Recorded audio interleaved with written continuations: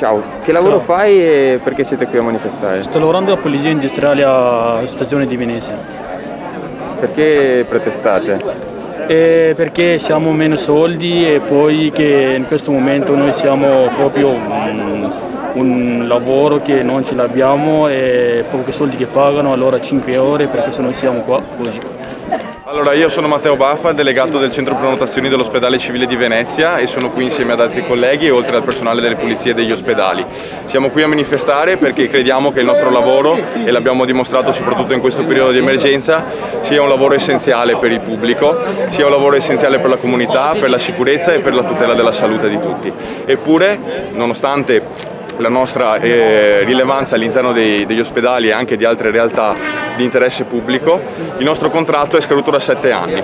Abbiamo una paga misera che si aggira sui 5 euro netti l'ora, siamo soggetti agli appalti, quindi ogni tot anni siamo precari di fatto, nonostante magari abbiamo un contratto determinato, siamo costantemente precari.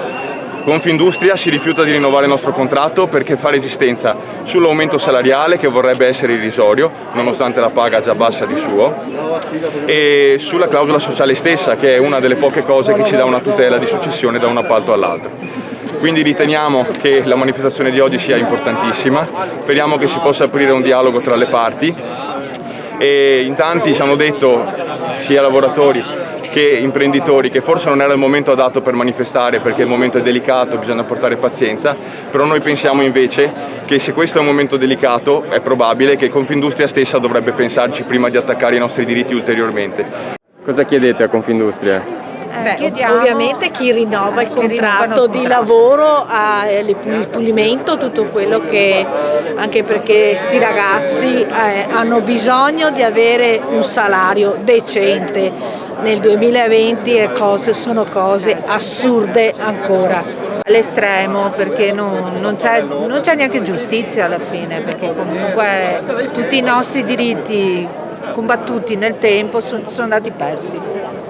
Vediamo nuovi contratti che sono proprio ai minimo salariale, minimo di tutto, esatto. Minimo di... E il sfruttamento ormai è all'ordine del giorno. Ecco, questo si sente nell'aria. Sono dell'ospedale civile di Venezia. Lei civile, noi dell'ospedale all'Angelo. Però siamo nelle stesse situazioni perché il contratto e i soldi sono pochi e noi rischiamo tutti i giorni il Covid e tutte le malattie che ci stanno e non siamo retribuite in nessuna maniera. In nessuna, siamo solo schiavizzati e basta. Sono 7 anni che non rinnovano il contratto? Sì. Non vi sentite eroi? No, per niente, anzi siamo tutte depresse.